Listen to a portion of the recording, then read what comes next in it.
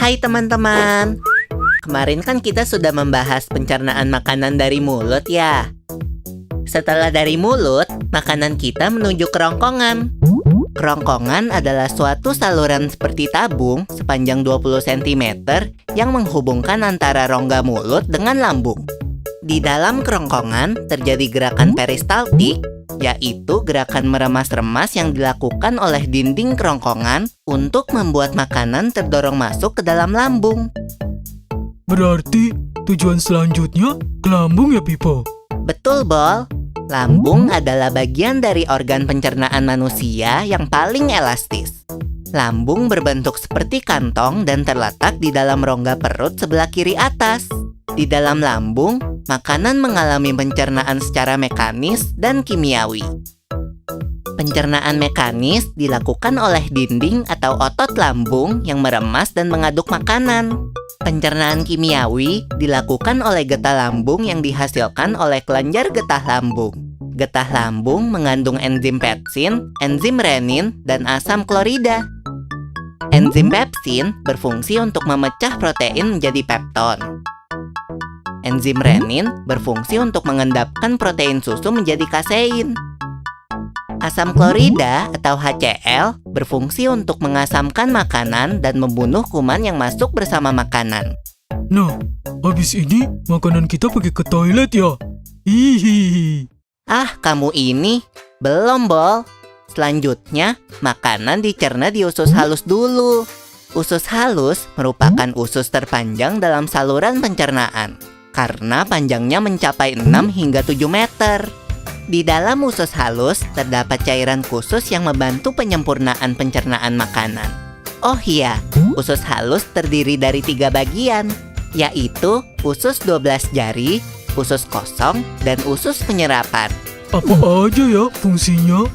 Usus 12 jari atau disebut juga duodenum memiliki panjang kira-kira 25 cm. Usus 12 jari mencerna makanan dengan bantuan getah pankreas dan getah empedu. Getah pankreas dihasilkan oleh kelenjar pankreas.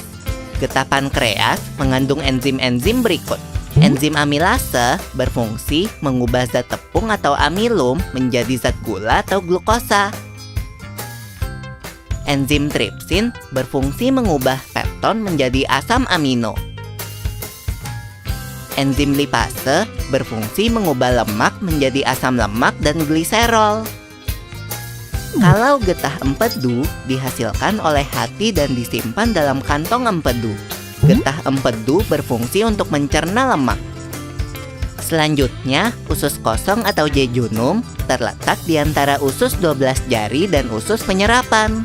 Usus kosong memiliki panjang sekitar 2,5 meter dan berfungsi untuk mencerna makanan dari usus 12 jari. Terakhir adalah usus penyerapan yang merupakan tempat penyerapan sari-sari makanan. Di seluruh permukaan dindingnya terdapat ujung-ujung pembuluh darah yang menyerap sari-sari makanan. Kemudian, sari makanan diedarkan melalui aliran darah ke seluruh bagian tubuh. Jadi makanan yang kita makan kembali lagi ke dalam tubuh kita ya? Iya, Bol. Habis itu, sisa makanan yang dicerna masih berlanjut ke usus besar. Nah, usus besar berfungsi menyerap cairan, vitamin, dan mineral dari sisa-sisa makanan yang telah diserap oleh usus halus. Pada usus besar, terdapat bakteri yang berguna untuk tubuh bernama E. coli yang berfungsi untuk membantu proses pembusukan sisa makanan.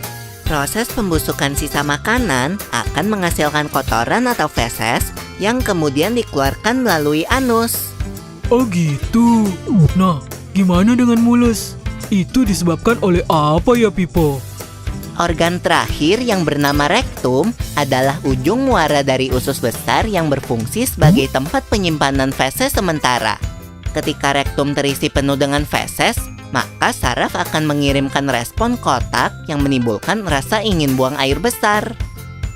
Anus adalah lubang di bagian bawah pantat yang berfungsi sebagai tempat keluarnya feses dari tubuh. Jadi begitu ya, seluruh proses pencernaan dalam tubuh kita. Iya, Bol.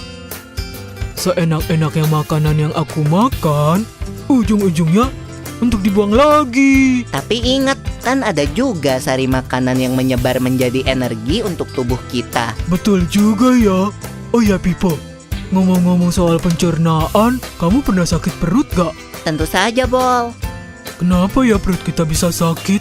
Nanti akan kita bahas bersama di video selanjutnya ya, Bol.